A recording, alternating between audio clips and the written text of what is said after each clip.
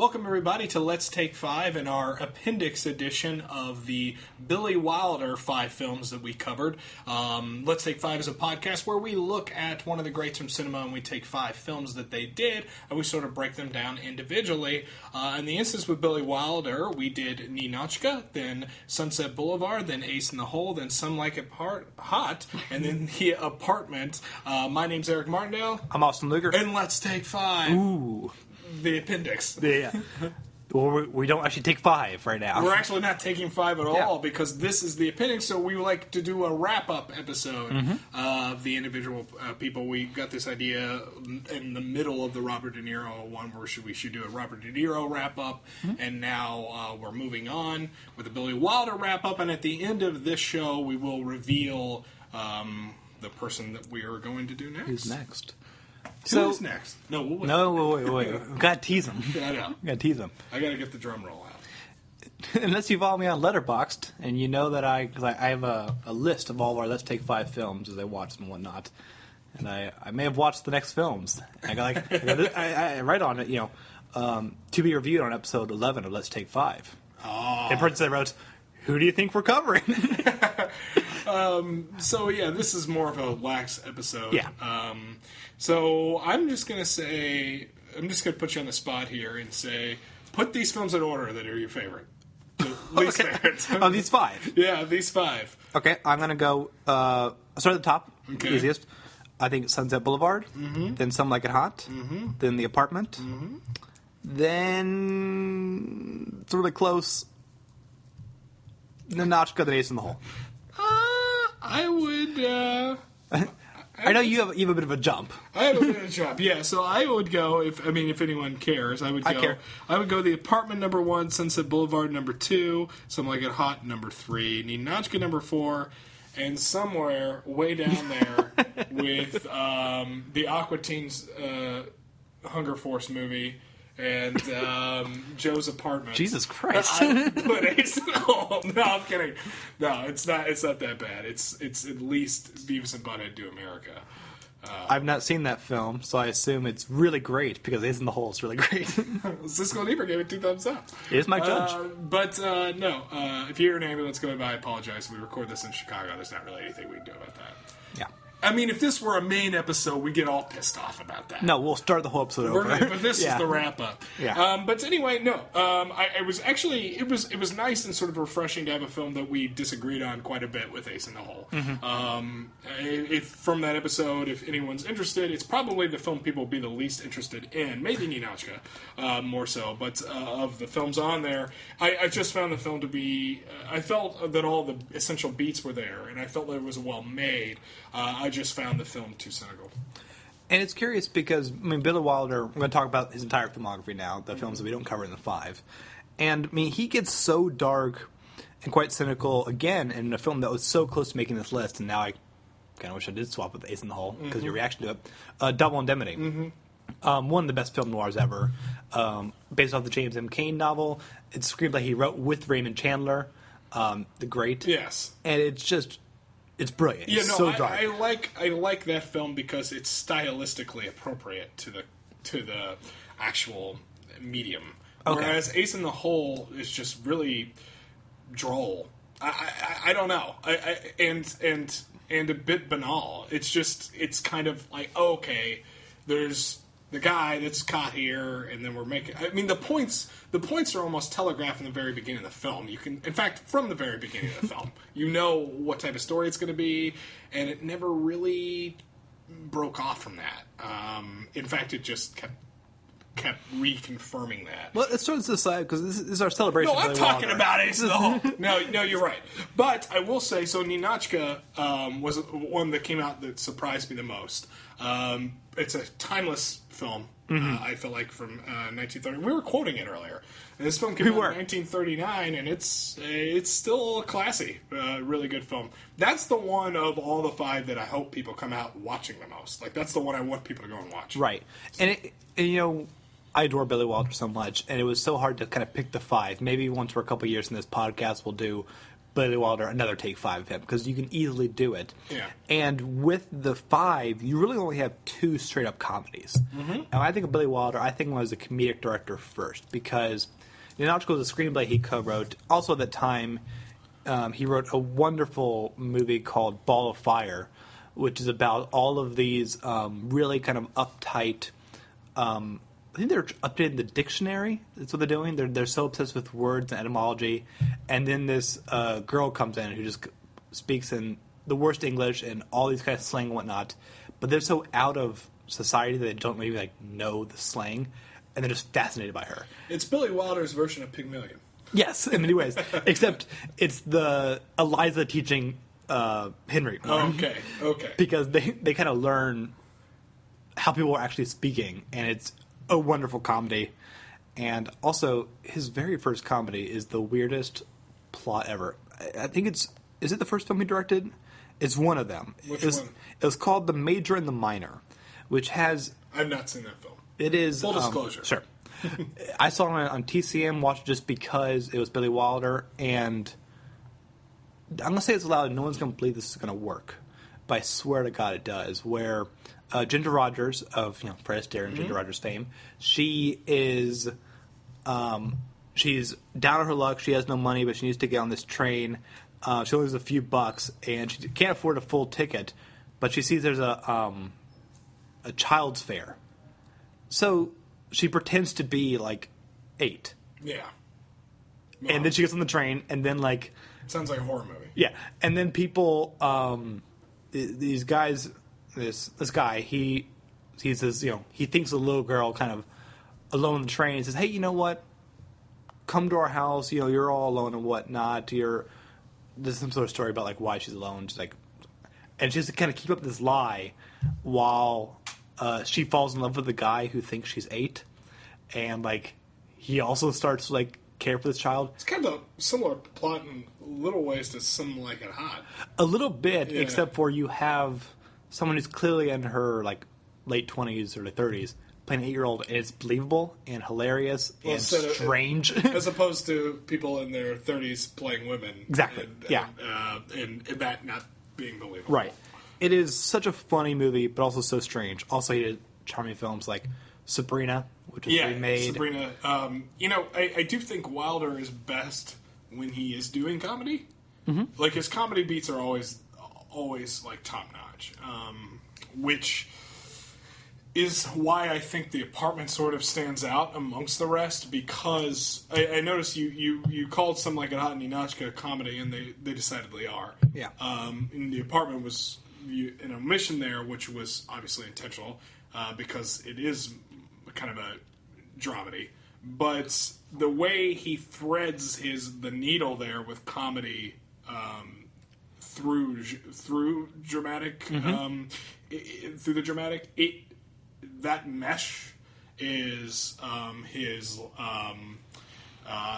hot brownie with ice cream on it. Right. It's just perfect the way he did it there. And it's funny. And I don't even think you disagree with that. No, I don't at all. Yeah. It's funny because I made more of an omission towards Sunset Boulevard because I adore both these films, but I laugh a lot more during Sunset Boulevard than do The Apartment. Yeah.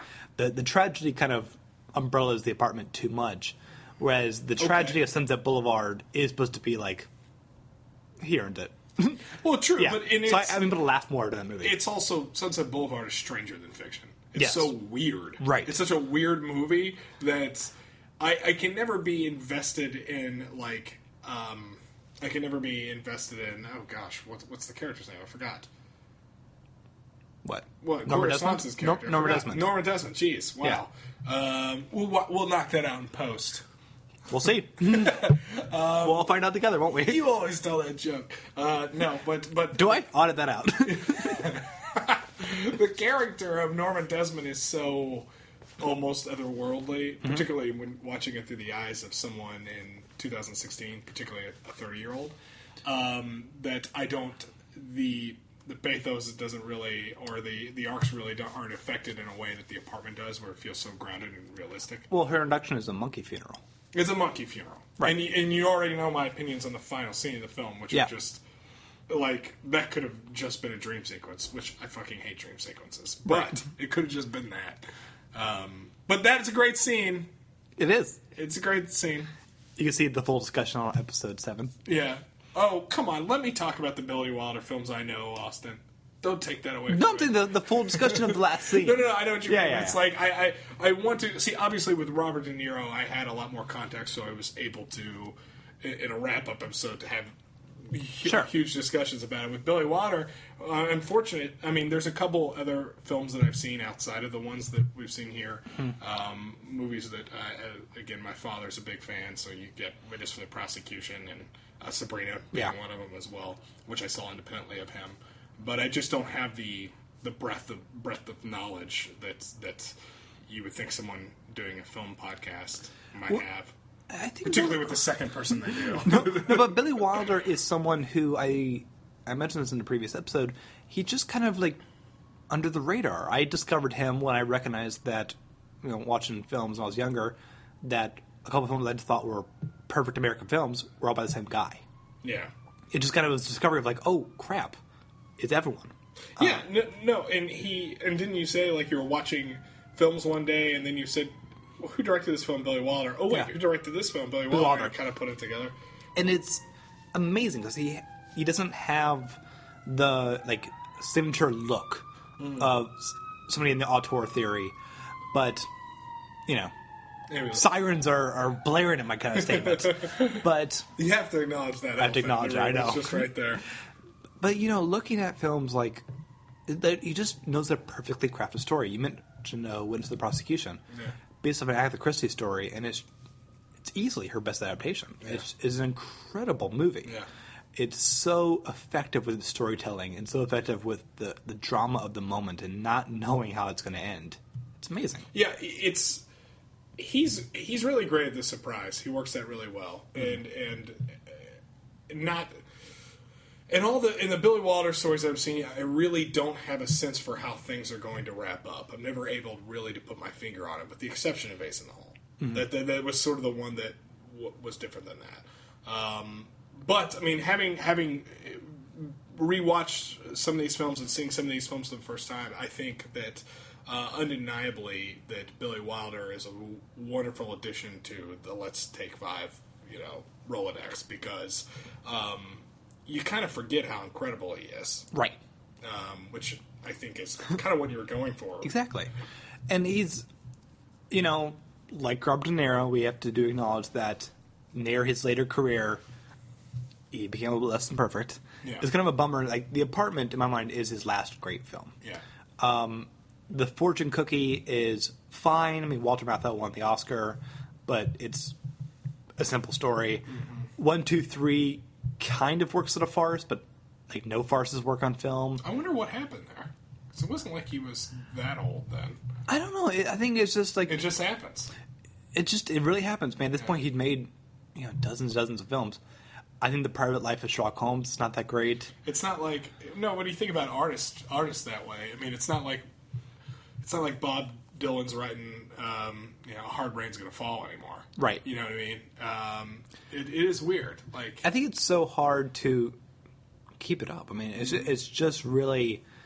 There's so few filmmakers who are still at this kind of stage. I don't think they almost don't want to be innovative as much, just because like they're not the young filmmaker. Well, when you don't have to be innovative, right. Also you don't risk anything by not being at that point. You went out on a limb, you achieved success, you became Billy Wilder. I think probably more for like a musician or a painter, where it's like, well, I have my great works, I'll just keep doing that forever. I mean, some of his later films all have Jack Lemmon, but he doesn't like push Jack Lemmon the way he did for The Apartment. Yeah, well, Jack Lemmon wasn't really pushed again until Glengarry Glen Ross. It's true. Which is my favorite performance of his. Even more than The Apartment now. Wait. Well, The Apartment, Some Like It Hot, and Glengarry are his best performances. Yeah. So I think C.C. Baxter is probably my favorite character he plays. But Levine is probably my favorite performance. Mm-hmm. That's the Glengarry character, in case anyone didn't know that. But, yeah, speaking of a director who doesn't lose his touch when he gets older. Mm-hmm. Now, he directs a lot less films. Is the next person we're doing for Let's Take Five. You want to say it right now? I think it's good. I think it's good, right? Are we ready? Wait, let me do one more thing, because we should acknowledge one more Best Picture winner. Okay. I'm sorry. It's okay. I almost jumped the gun. It's okay, I thought it's I okay. had my segue. No, and you did. I'm going to ruin it. This is because, Billy Wilder, he won 2 Best Picture. He won for The Apartment in 1960, but in the 40s, he won for The Lost Weekend. Yes. Which is this very upsetting story about a man who has alcoholism, and he has a lost weekend. You're doing someone great, and I think you may have mentioned this before, but you're talking about someone great whenever you don't have to acknowledge a Best Picture winner. Right, we skipped one. I mean, we weren't, let's say, for instance, in the case like with someone like Scorsese, I think you can do with Billy Wilder here, you don't have to acknowledge a Best Picture winner. Sure. When you look at their filmography. Also, perhaps the most iconic image of Billy Wilder's entire filmography is Marilyn Monroe on the vent in The 7-Year Itch. Which isn't a very good movie. It's not a very good movie. Yeah, I don't really like that movie. But, that's on every poster everywhere. Yeah. I was going to say, he's going to say Norma Desmond from the end of Sunset Boulevard. And no, you're right. It's that one. It's definitely Marilyn from 7-Year Itch. I was sad we didn't, as a recap thing, and we will get to who's next on the list. We are teasing the hell out of this now. I thought we were further along than we were. It's okay. I think it's fair to say that. It's fair to say that. I was saddened a little bit during the Some Like It Hot episode that we didn't speak about Marilyn all that much. Yeah, we were really kind of wrapped up on the comedy structure of it all. Do you want to say a few more things? Well, it's just I think that I thought that. We kind of tacked it on at the end. It was we were later in the podcast. I didn't re-listen to that one, and I just want to say that I thought that's my favorite Marilyn Monroe performance ever. Oh, absolutely. I thought she was really, really good in that film, and the movie does not hit its stride until she enters. Now, granted, that's part of the structure of the plot, but she is a fantastic anchor for Tony Curtis and Jack Lemmon. And it's weird because when I think of Marilyn Monroe, I think about her voice. Obviously how beautiful is she, but I think of her as really big and sort of larger than life and almost overacted or almost a character, when really in reality in Some Like It Hot, she is actually playing the straight man or grounding both Tony Curtis and Jack Lemmon. They're the ones that are able to go nuts while she's the stake that the dogs are tied to. And I thought she played that part really, really well. And it actually made me sad to see, obviously it's very sad that she passed away, but culturally speaking, what we might have missed out on. Because it'd be interesting to see what type of work Marilyn Monroe would have done when she wasn't just a sex icon. Yeah. You know what I mean? I'd be very interested to see what a 50-year-old Marilyn Monroe might have been doing. Because I feel like there's something really good under there. Obviously, Lee Strasberg saw it. So I really do. And that's always what I get the most sad about when people die young. And I know she wasn't that young, but 37 is pretty damn young. I think she was 37. What's curious is that she became such an incredible icon of the time that movies were then being written kind of for her. Yeah. And this was a role that was not at all written for her. In fact, they did not think they could even get her. They were kind of looking for an actress who was honestly cheaper. Yeah. But it was brilliant because, so to have this kind of character on the page only, that Billy Wilder did co-write and such, she gets to be so funny. She is. She gets to be so motivated by untraditional things. She's not looking for love. She's looking for a millionaire. Yeah. She is the one who drinks the most in this all-women's band. And then you get to have this scene where she gets to sing her heart out. And it's the most emotional part of the movie. Well, Billy Wilder, obviously by accident, because he couldn't have anticipated. Something Like It Hot was made in 1957, I think. But it's like future-proofed. Because the way we view Marilyn Monroe is, even before we've seen her, everyone grows up knowing that Marilyn Monroe was this woman who was the most beautiful woman that ever lived. her beauty is certainly used in the film, but it's never like exploited to a point where I'm that it steals focus from the film. She's obviously a beautiful woman, but actually I was attached to the character of Sugar. I thought she was doing a really good job, and I really liked her character. Absolutely. Which is something that I shouldn't have to be surprised when I say that, but then again, I am talking about Marilyn Monroe, and you're kind of programmed to think a certain way about her, that I feel like she breaks that mold in Some Like It Hot. I agree 80% because that dress is insane near the end. Yes, it is. That is a standard freaking dress. True, but it's not the dress she ended up being famous for. No, it isn't. That's so. I mean, I don't know if it would have been if she wasn't. I do wonder about that when actors or directors or anyone passes away young. I often go, I get sad that anyone dies, but not on a personal level. Right. But on a personal level, I get sad at what I may have missed out on, which could have come in the future. And certainly with Marilyn Monroe, I would have liked to have seen her as older. And maybe she'd have worked with Billy Wilder again. I guess it's... Well, did it one more time. Further down the line. Yeah, of course. further down the line. Well, and it's so curious because I do see Billy Wilder as such an actor's director as well. You see so many incredible performances. Stalag 17, another film we haven't mentioned yet.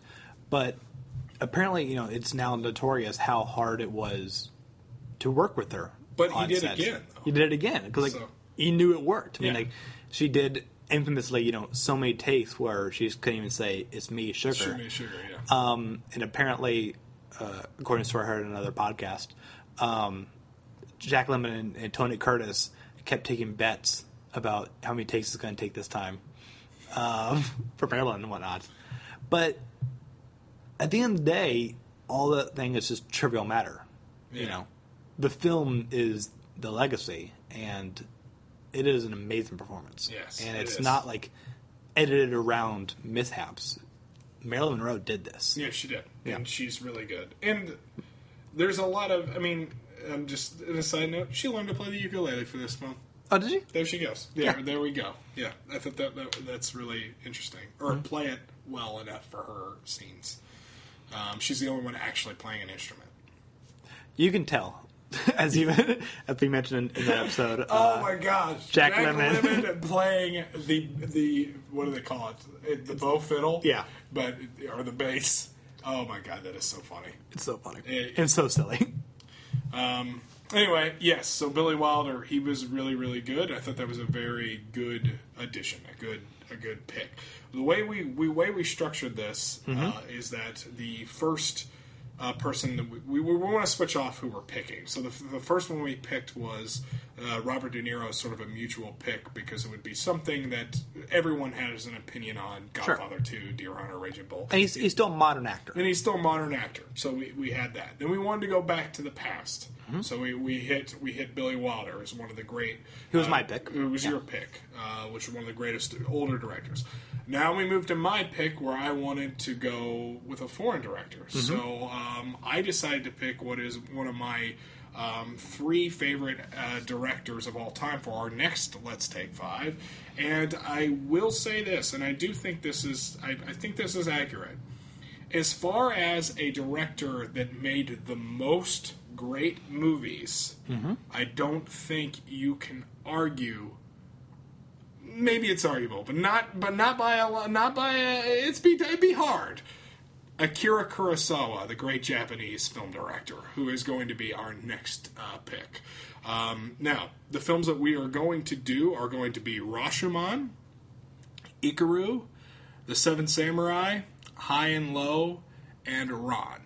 And these are the 5 films we're going to do with his podcast, or the podcast is coming up. And when I looked at it, I was immediately struck to my point that when I look at a list, and this is the same director that did it, and Ron is my least favorite movie out of 5, that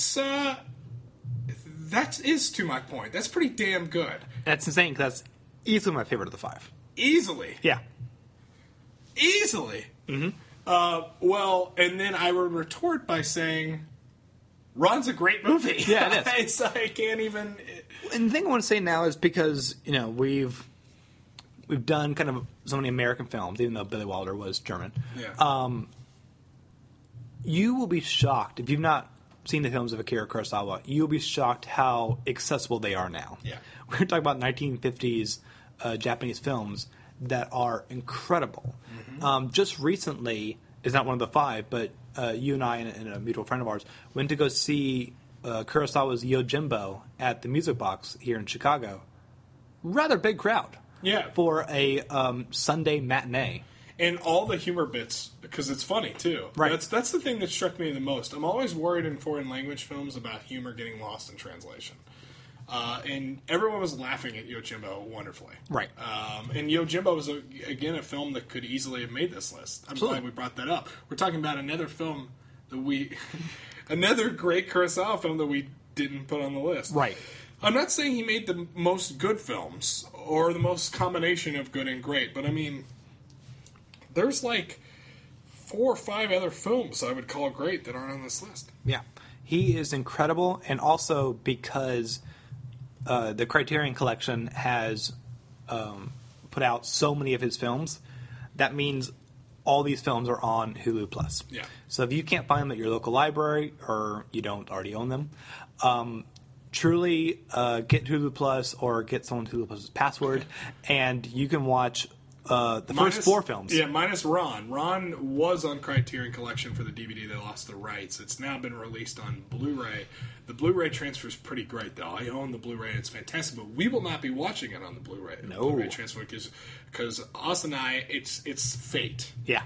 I actually I wanted to remove Ron from the list because there's another film I like even better than this. Again, with Kurosawa is Kenji Musha, which was the film that he sort of auditioned before doing this film, before doing Ron. But Ron is playing at the Gene Siskel Center here in Chicago, so you and I will be watching it on the big screen. They just made a new 4K presentation. They had it in theaters across the country a few months ago, and I was out of town. I was so upset I missed it. Fate has it. They're bringing it back for an encore, and it is actually airing a few days before we're going to record the podcast. And the way Kurosawa uses color in that film, I can't imagine how amazing a 4K restoration is going to look like. Yeah. Because if you can't watch the original print, why not go with 4K? We Absolutely. were able to watch The Good, the Bad, and the Ugly, and my goodness, that looked beautiful. You saw every leg of every fly. Yeah. So anyway, so if you haven't listened to the podcast, you could catch us at the Gene Siskel Center for one of those 3 days. Right. We'll be down there watching Rod if you're in the Chicago area. But also, in 2 days, our Rashomon episode will come out. So watch the film. It's only 88 minutes long. It is a very important film. Yeah. As I will elaborate on further. In a few days. It's kind of the foreign film's Citizen Kane. Mm-hmm. So, Austin, you want to take us out here, man? I'll take us out. You can email us at letstake5@theartimmortal.com. You can follow us on Twitter at @theimmortalspod. You can leave us a comment on any of our threads of any of our episodes at theartimmortal.com. And also on that site, I have another podcast called The Immortals. See how it all ties together. Where my friends and I, we review in a very silly manner the 1001 movies, albums, food, songs, children's books, and TV shows you must see before you die. And tomorrow, every Thursday we have episodes come out. Tomorrow we are discussing the Criterion Spanish film called Cría Cuervos and the TV show Alias, amongst other things. Ooh. Yeah. If you want to catch me, you can catch me on my YouTube channel. It's Constant Diversion. That's the YouTube channel. Been a little lax lately. Reason for that, I got a promotion at work, which I'm very happy about. But at the same time, that's definitely cut down on the workload that I'm able to do. But I take the same type of criticism we do here, apply to video games, and it comes out in the wash, and I think it's pretty good. So if you don't like video games, it's easily skippable. If you are into them, it's something you might be interested in. I've shown people videos who don't play a lot of video games, and they liked it quite a bit. Well, that's because my voice sounds so wonderful, I think. Oh, I know. I think I just, it's just so crisp. There's a reason I didn't do voiceover for my video. On that note, we're out of here. We'll catch you on Friday for Rashomon. Thanks, everyone. Bye. Bye-bye! I can't go on with the scene. I'm too happy. Mr. DeMille, do you mind if I say a few words? Thank you. I just want to tell you all how happy I am to be back in the studio, making a picture again. You don't know how much I've missed all of you. And I promise you I'll never desert you again. Because after Salome, we'll make another picture and another picture. You see, this is my life. It always will be. There's nothing else. Just us. And the cameras. And those wonderful people out there in the dark. All right, Mr. DeMille, I'm ready for my close-up.